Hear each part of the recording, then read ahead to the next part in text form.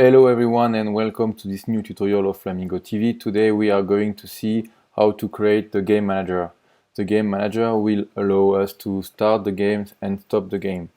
So let's begin. First I'm creating the head text that will contain our game over text. So here head text, and then I'm adding 2D text to it, which is here. Then we can call the text game over text here, and then we write down game over, take full width here. Yeah, little bug, horrible bug. And then I'm changing the font to, I don't know, some like this. And then I'm putting different color, maybe kind of red, a little bit more. Yeah, this looks great. And then changing the size also, something like really big. Yeah, and then because I want this to follow my head, the movement of the head, I'm just changing this to world space here. So it will follow my head actually, but I want it to be a little bit on top of it. So changing this to 200, and then the text is here on top of my head. So what we need to do now is to create the script that will contain the game manager. So we can call it game manager script here, .js. Now we just clean what we do not need here.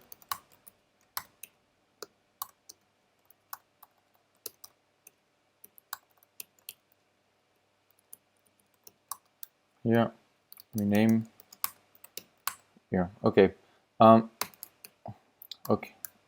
Okay. So let's create the class game manager.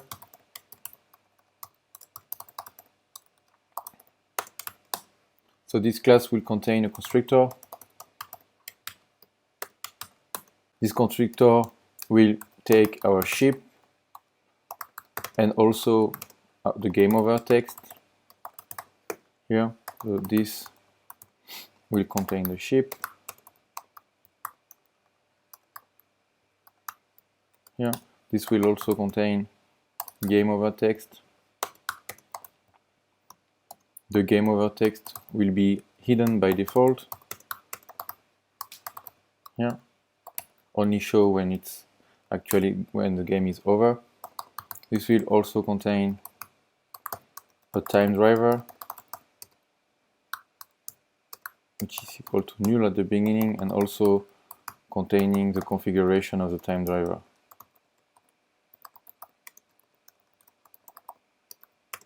And the time driver configuration, I do not know it by heart, so let me just copy and paste it. Sorry. Here. So the duration in milliseconds is the time that we want each loop to last. So for the game manager, I think the best time for us will be something around 100 milliseconds, meaning that every 100 milliseconds the game will check the score, so update the score, and will also check the collision. So if the game is over because we have lost the game because we have hit too much enemies. So this is a global variable. Now that we get the constructor, let's create the start method here. When we start the game, we will need to hide actually our game over text, because even if the first time the text is already hidden, if the game is over, we will show the text. So when we start the game again, we will need to hide the text again. So here, also now what we need to do is also to import animation module, because we will need it to run the infinite loop of the game loop. So here we will store our time driver,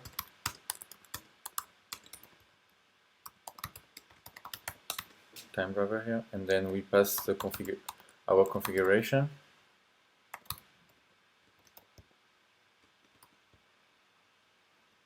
So what does it mean our configuration? So meaning that every game loop timer, every 100 milliseconds, we will loop one time, and we will do an infinite number of loops until we stop it, and it's not mirrored. Okay, so this animation here, then we need to start the animation,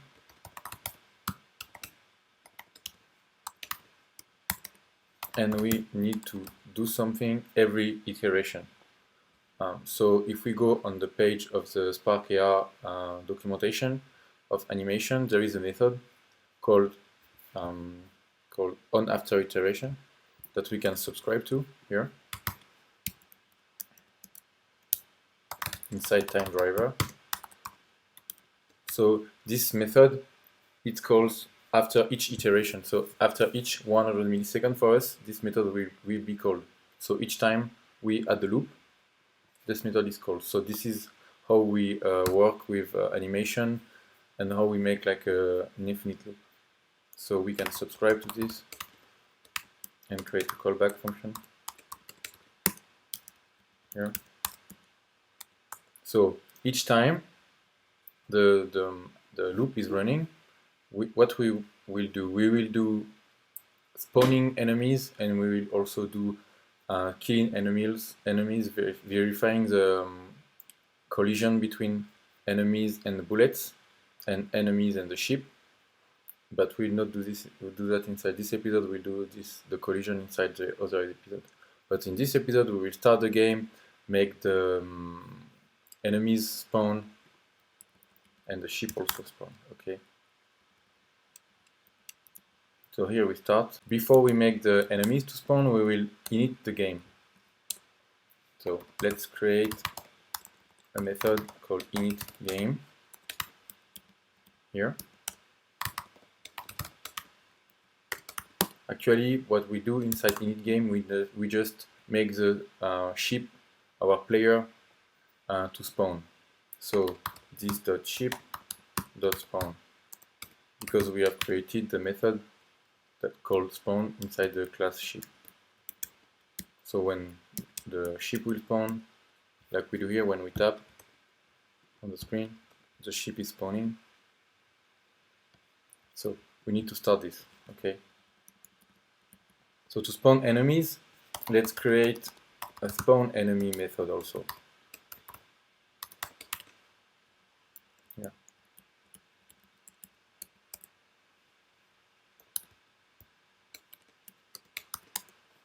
We need to know, to spawn an enemy, we need to know the X range.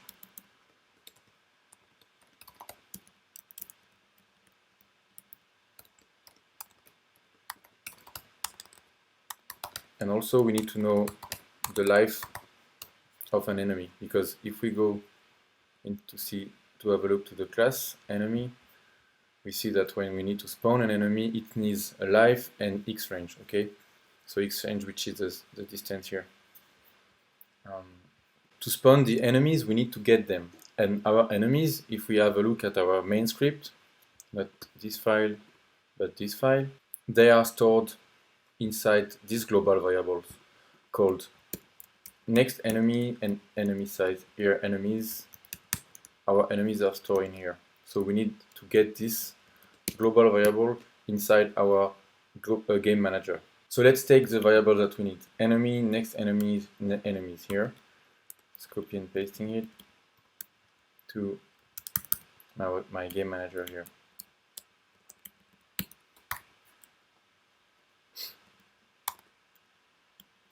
So now I have access to enemies here. And I will need to import also all these variables into my script file, my script.js, because we need also these variables inside my script.js. So here, spawning an enemies. How do I spawn an enemy? So I get the enemies because the enemy is inside the array enemies. And the one that is going to spawn is next, and is the one that is at the place of the current enemy, of the next enemy that has to spawn. Okay, so because next enemy is a counter that goes from 0 to the size of the enemies. From 0 to the number of enemies that we have inside the enemies array. Okay, so next enemy here. Spawn my enemy here. Spawning an enemy takes two arguments that we have seen before, the life and the range here. Also, after we have to increase next enemy because one has spawned, so the next one should not be the same that is spawning. And after we need also here there is a mistake. We need also to protect from spawning enemies that is not inside our enemies array. So if next enemy is equal to enemy's length, we set next enemy to 0 here. So now let's spawn enemy here. But if we spawn enemy like this, we will spawn an enemy every 100 milliseconds. And we don't want this because it's too fast to play. So we want to add some delay. Maybe every 20 times we loop, we want to spawn an enemy, okay? And after this can be changed by you, add some like maybe levels, or like the first 2 minutes is like every 20 loops, but when you want the game to be a little bit harder, it will be every 10 minutes, 10 loops, etc. So for example, if we add counter here, and imagine like if counter is equal to 20,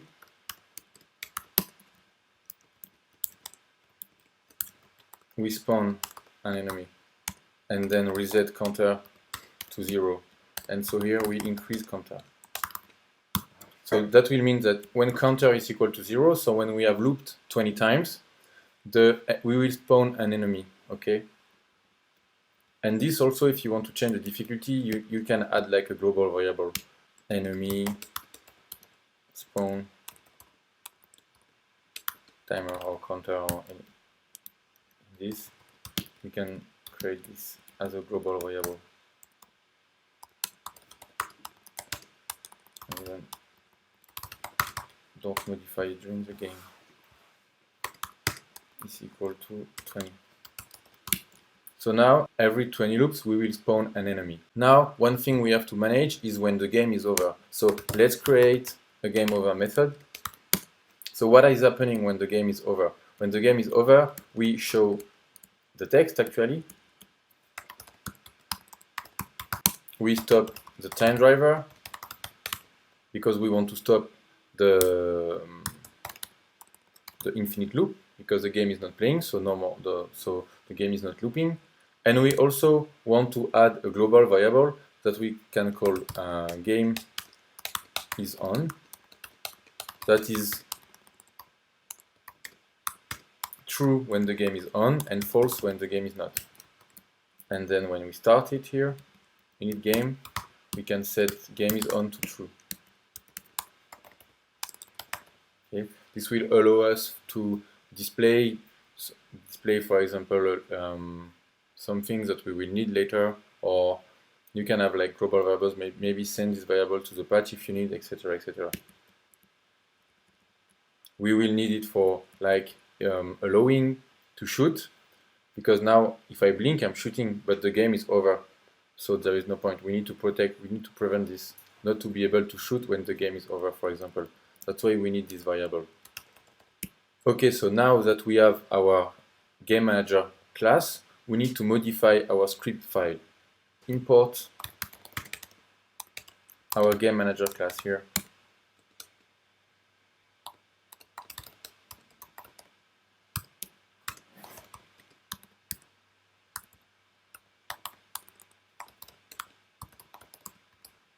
We will also need to take the global variables that we have moved to our game manager and import them inside the script file now. So let's take this global variable here and paste them here. Clear this here, also here, and then remove this. Okay.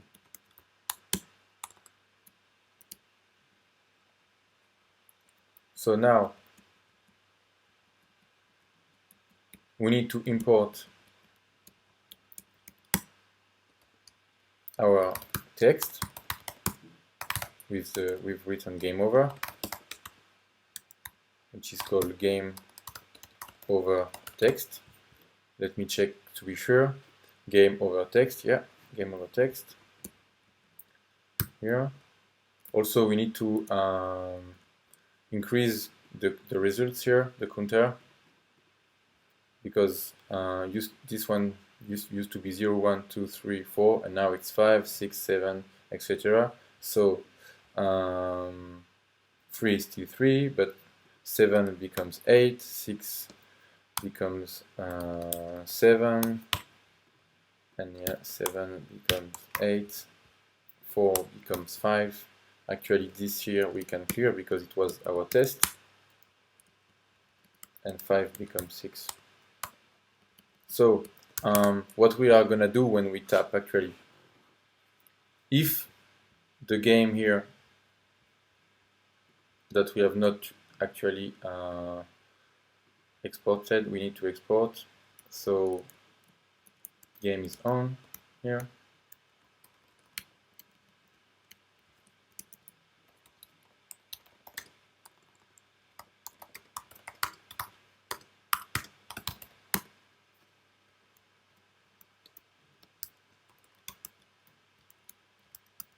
In script here.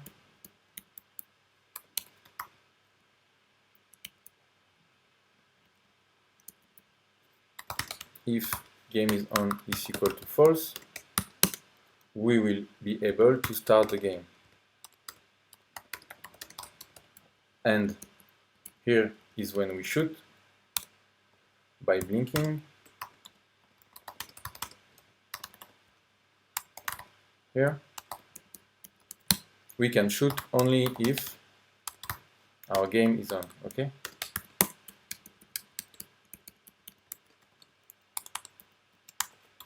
So here. So actually now we need to create the game manager class. So let's do it.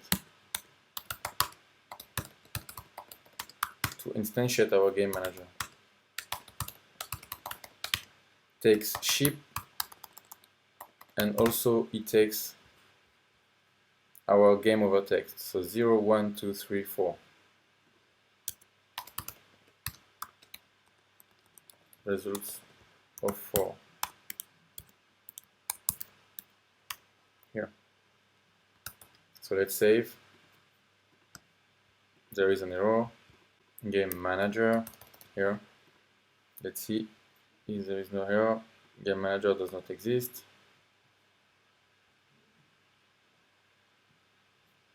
Yeah.